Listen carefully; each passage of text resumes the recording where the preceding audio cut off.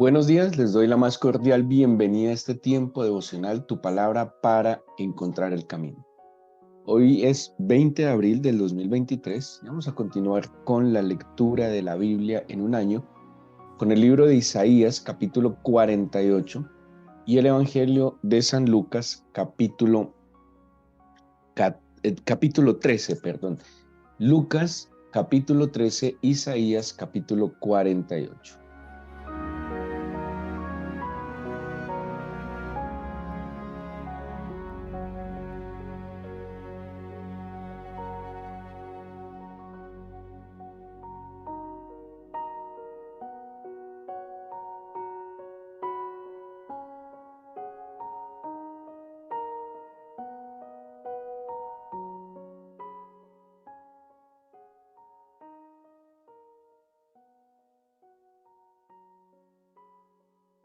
El capítulo 48 de Isaías, pues Isaías lo ubicamos históricamente en el tiempo previo al exilio, en el tiempo previo a que el pueblo de Israel fuese cautivo a Babilonia.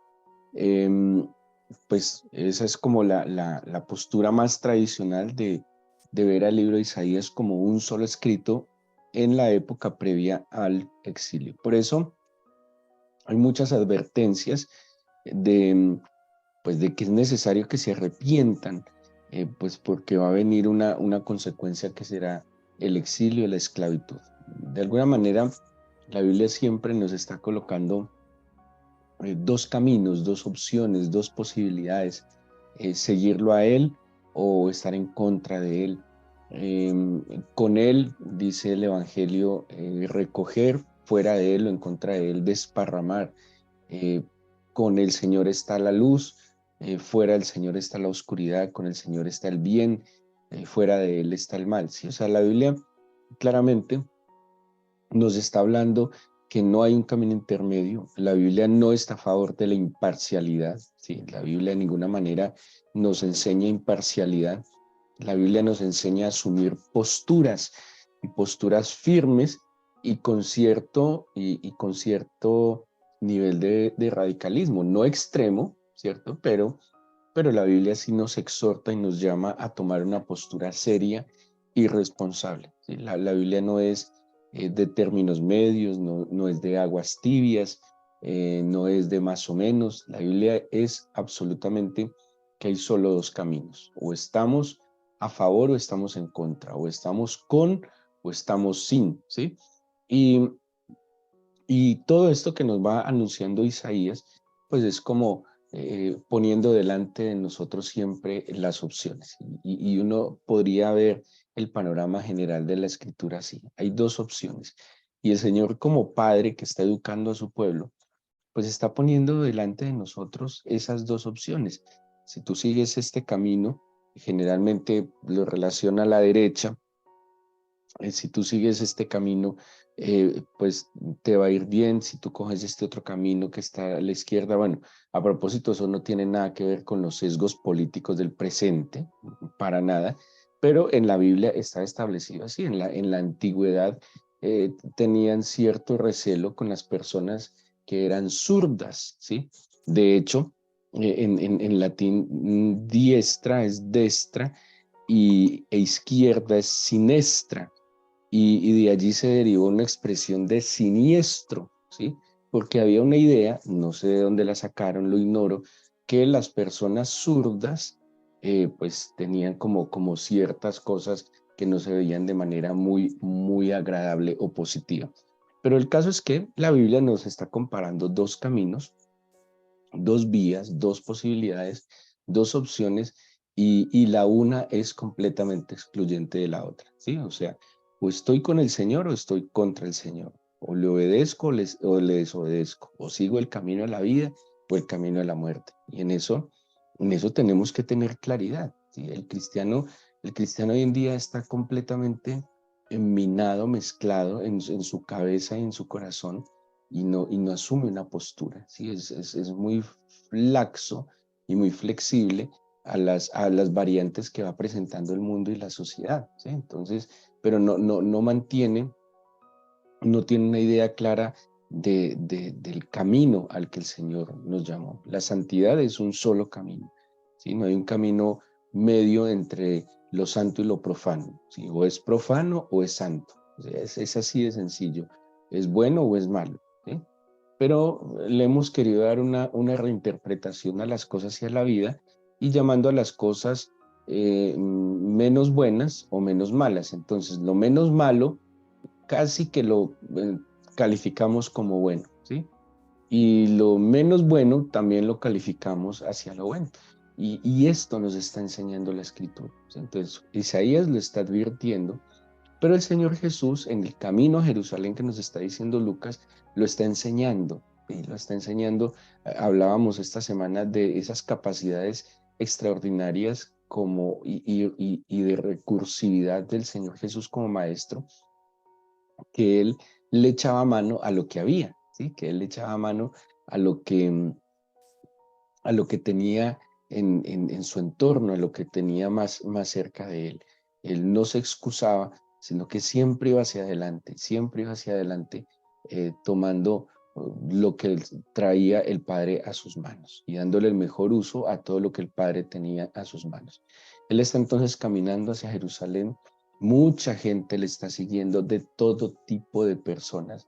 Llegan, se van. O sea, no creamos que el que salió de Galilea con él va a estar todo el camino. ¿Quiénes estarían todo el camino?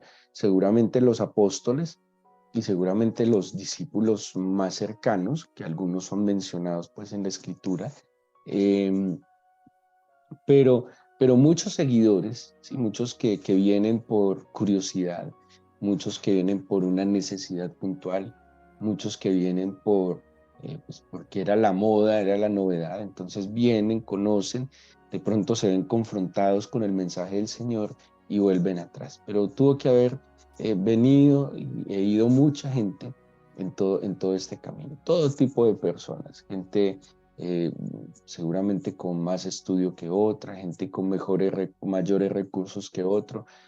Vemos que tuvo encuentro con fariseos, con personas de autoridad, con militares de alto rango del Imperio Romano, tuvo contacto con gente muy humilde, con gente eh, seguramente con hambre física, enfermos, endemoniados, como con gente eh, muy estructurada, muy inteligente.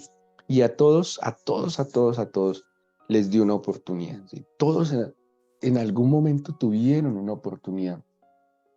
En su recursividad y en su sabiduría, a todos intentó darles conforme a su necesidad, buscando que volvieran su corazón al Padre, buscando que volvieran al camino del Señor, buscando a que se arrepintieran y recibieran el reino de Dios y su justicia. Y en todos estos encuentros, yo quiero saltarme el capítulo 14.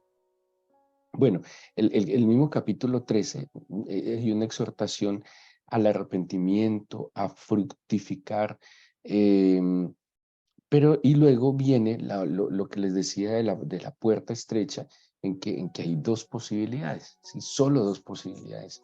Y él pone el camino delante, o sea, todo camino va a llevar a una puerta, o más bien toda puerta abre una senda. Y él dice, ¿cuál es la senda que yo les estoy ofreciendo? Es estrecha. Si no es fácil, no es ligera, es estrecha, pero ese es el camino. En el capítulo 14 quisiera detallar algunas cosas del costo de ser discípulo del Señor Jesús, ¿sí? Em, Insisto, el ser humano se mueve mucho como por modas, como por masas, ¿sí? Em, por eso también los vendedores, o sea, las empresas que venden o los políticos estudian muy bien las masas para pues beneficiarse de las masas, ¿sí? Saben cómo poner una tendencia. Ese es un concepto que vemos hoy mucho en redes sociales. Saben cómo poner una tendencia. Y a través de esa tendencia están buscando un lucro. Lastimosamente, la gran mayoría de la gente en este mundo lo que busca es un lucro, busca un beneficio material o económico. Y como ya entendieron y está estudiado, que el ser humano lastimosamente sí se masifica, que, como decían las abuelas, ¿a dónde va Vicente? ¿A dónde va la gente? ¿Sí? Muy pocos se detienen a leer, a escuchar, a mirar el contexto. Simplemente las masas son enceguecidas, movidas por algo que aparentemente creen que les conviene o por lo menos los entretiene, ¿sí? Y, y de alguna manera en esto de la masificación, como les dije ahora, el Señor era un fenómeno. El Señor era el fenómeno del momento. La forma de hablar, la forma de tratar a la gente, los milagros, las señales, los prodigios que hacía. eh, Era contundente. Es que el Señor tenía un ministerio integral porque sanaba el alma, liberaba el espíritu, alimentaba el cuerpo, sanaba el cuerpo. Bueno, era una cosa de locos en ese momento, en un momento histórico donde no pasaba nada bueno. No había nada bueno ni diferente que pasaba. Muertes, rebeliones, disputas, humillación, opresión, pobreza, enfermedad. Era un entorno muy, muy difícil. Y aparece este hermoso y maravilloso fenómeno transformando la vida entera. Entonces todo el mundo quería estar ahí, era como el momento de moda, era la tendencia. Pero en esa tendencia, pues el Señor también debía ir definiendo y debía ir marcándole las pautas de lo que en verdad implicaba el reino de los cielos, de lo que en verdad implicaba seguir el camino de la santidad, el camino de la bendición. Y por eso en estos encuentros, pues el Señor con su corazón lleno de misericordia, de bondad, entendiendo la necesidad de los otros, empieza también a ir definiendo a través de sus mensajes y a través de sus acciones. En el capítulo 14, bueno, sana a un hidrópico, la misma discusión que vamos a ver en otros escenarios por el tema de que fue en día de reposo, entonces que la discusión, que cómo así, que por qué lo sanó en día de reposo, que esto no es lícito, entonces el Señor les pregunta, yo les mencioné hace poco de alguien que resaltaba mucho el método de interacción del Señor Jesús, y era también un método de enseñanza a través de las preguntas. Le cuestionaban algo y él le respondía con una pregunta, o sea, les devolvía el problema. Es como si le hubieran tirado una granada sin el seguro y él les devolvía la granada con el seguro. Miren a ver ustedes qué hacen. ¿Cómo? Devolviéndole la respuesta con una pregunta. Y eso los llevaba a ellos a una reflexión que muchas veces terminaban simplemente dándole la razón. ¿Es lícito sanar el día de reposo? Y él les pregunta a ellos y les dice, ¿quién de vosotros si su asno un buey cae en el pozo no lo sacará inmediatamente, aunque sea día de reposo? ¿Y qué decían los fariseos? Versículo 6 del 14, no le podían replicar estas cosas, ¿sí? Y vamos a ver dos escenarios que nos plantea la escritura acerca de lo que cuesta y de lo que implica seguir al Señor. Eh, Hay una invitación, y así lo plantea como con una especie de parábola, hay una invitación a unas bodas y hay una invitación a una gran cena, ¿sí? Y dice la primera parte que cuando seamos invitados a una boda, habla de, eh, hay algo que yo estudiaba la otra vez, hace un tiempo, cuando estudiábamos la reconstrucción del templo en manos de Zorobabel y Josué. Ellos, después de casi 70 años de cautiverio, después del decreto de Ciro, rey de Persia, que podían volver a Jerusalén a restablecer el culto al Señor, eh, dice que cuando se pusieron los cimientos, eh, ellos lloraron acordándose de la gloria del primer templo. El profeta Ageo habla del día de las pequeñeces que fue menospreciado.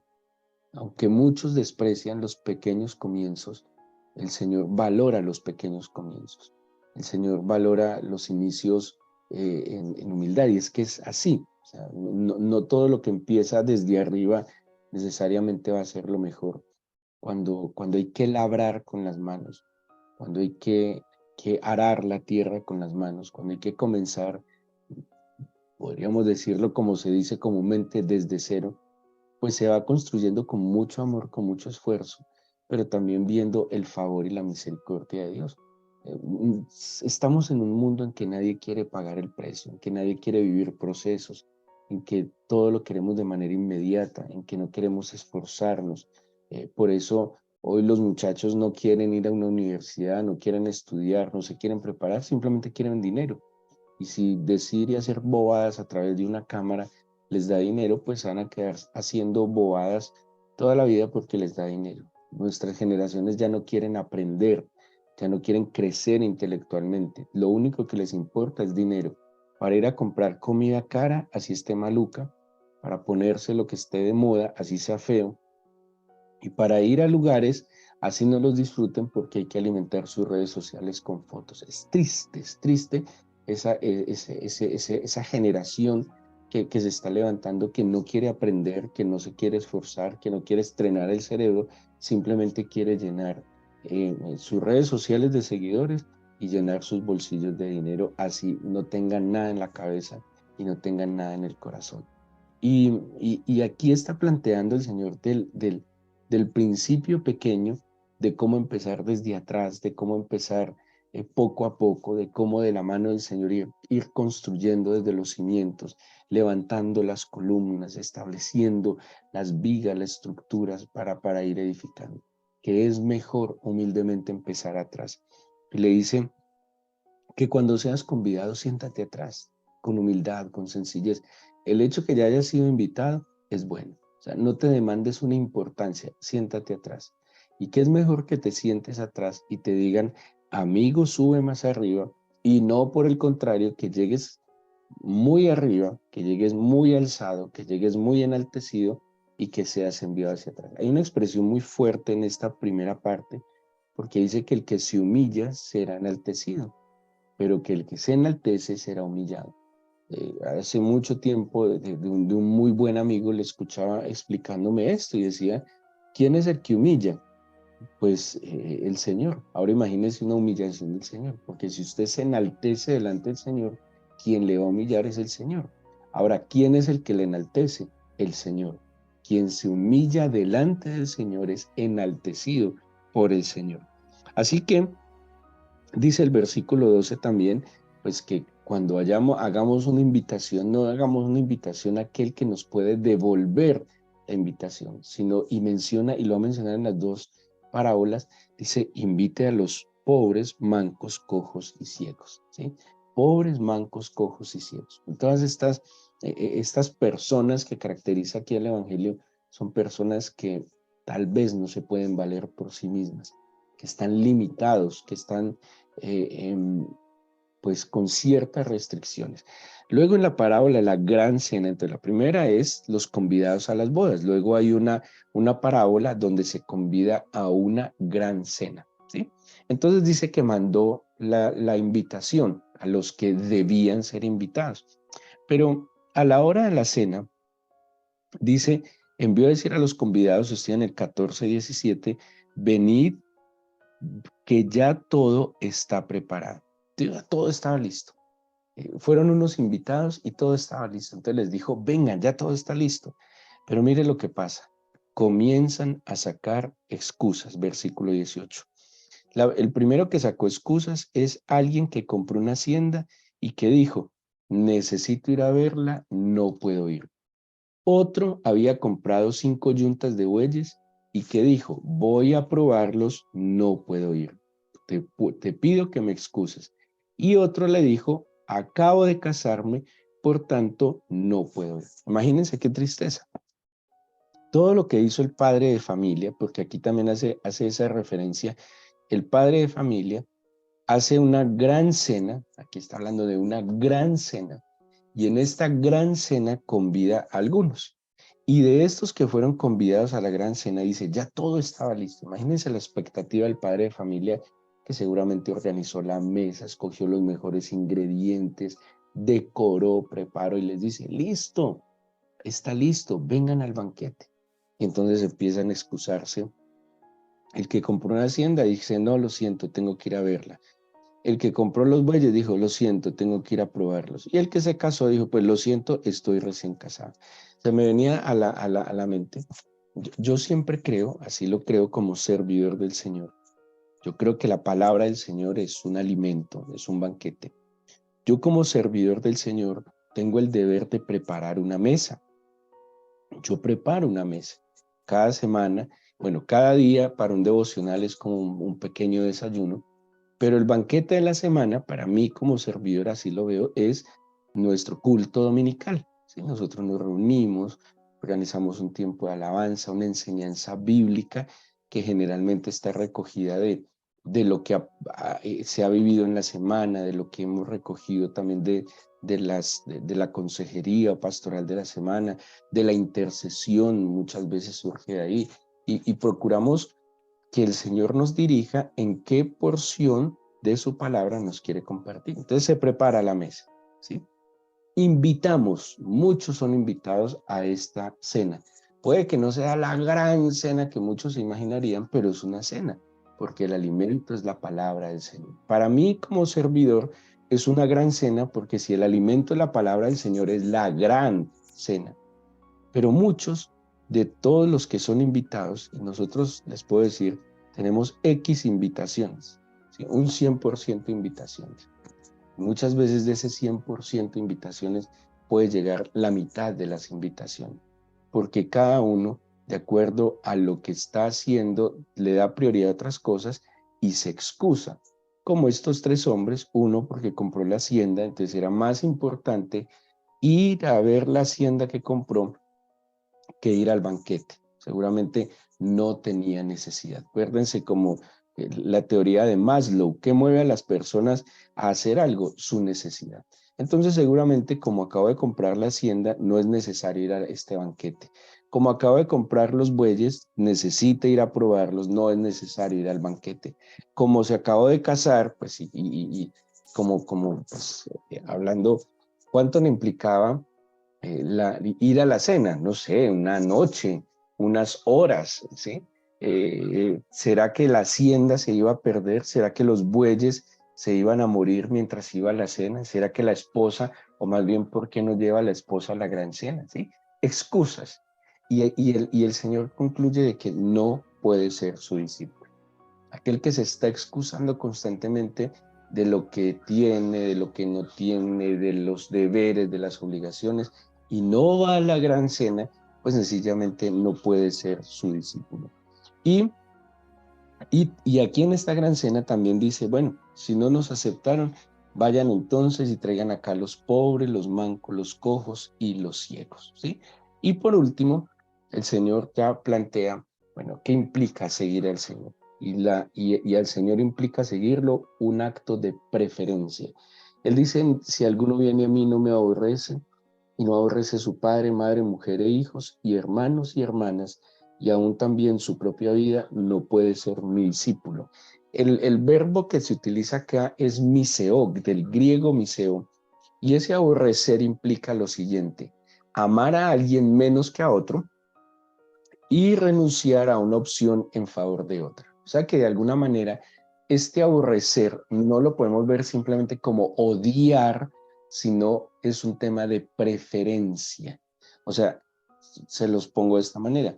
Si alguno viene a mí y no me prefiere por encima de su padre, madre, mujer e hijos y hermanos y hermanas, y aún también me prefiere por encima de su propia vida, no puede ser mi discípulo. ¿Sí? Entonces mire todo lo que el Señor está definiendo aquel montón de seguidores por conveniencia.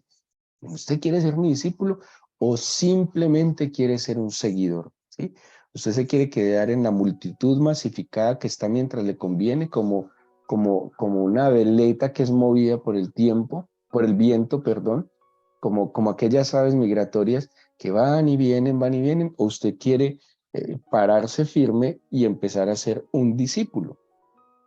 Y luego le va a decir además de que tiene que preferirlo a él llevar su propia cruz. ¿Y qué implica llevar su propia cruz? Que cada uno de nosotros tiene una carga. Eso es un engaño, que pretendemos y creemos que para seguir al Señor como discípulo Más bien, para servir al Señor como discípulo, tenemos que estar ligeros. Ligeros en el sentido de que no va a haber dificultades, adversidades, ni problemas. Hay gente que tiene un error y cree que para servir al Señor tiene que tener una perfección moral. No, la perfección moral viene de caminar sirviéndole al Señor. Pero no hay manera de que primero seamos perfectos para servirle. Así se van a quedar esperando toda la vida. Es más, el servicio es el que perfecciona y el que nos permite crecer moralmente de la mano del Señor. Así que este capítulo, el Señor ya se está acercando a Jerusalén. Y en la medida en que se acerca a Jerusalén, debe ir definiendo claramente quién es y con quién va a contar él como su relevo generacional. Ya no es la montonera que está masificada, ya no es la montonera que está por conveniencia. Aquí empieza a definir quién está convencido, quién lo va a preferir a él, quién no le va a sacar excusas. ¿Sí? Mire todas las implicaciones que el Señor está enseñando de lo que es ser un verdadero discípulo. El verdadero discípulo entonces, primero, empieza atrás con humildad y va subiendo más arriba en la medida en que el Señor lo está invitando. Segundo, además, no se excusa, ¿sí? No se excusa. ¿Sí? Es más, lo que él, es que es muy tenaz, cuántas bendiciones, cómo una bendición del Señor se nos convierte en una excusa, cuando una bendición debería ser una motivación para buscarlo e ir a la gran cena, ¿sí? No, lo siento, es que tengo mucho dinero, tengo mucho trabajo. Pues, oh, gloria a Dios. Así tenga mucho trabajo, mucho dinero, pues si usted es de fe, ¿quién le proveyó eso? Entonces, saque el tiempo para ir a la gran cena. Entonces, el discípulo no se excusa. El discípulo prefiere al Señor, ¿sí?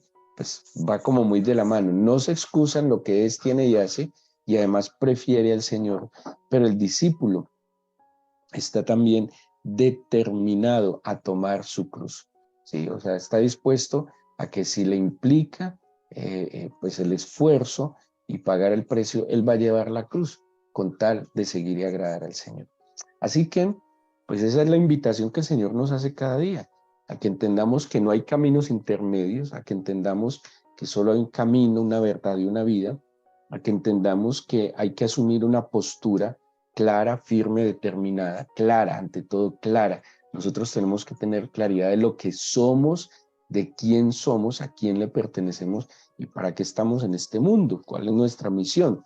Pero también tenemos que tener claro lo que estamos dispuestos a darle al Señor, y si usted está dispuesto a dar, tenga la certeza que va a recibir, porque el Señor, si es generoso y hace salir el sol sobre malos también, cuanto más por aquellos que procuran agradarle de todo corazón. Vamos a darle gracias al Padre, vamos a agradecerle en este día y entregarle nuestras vidas.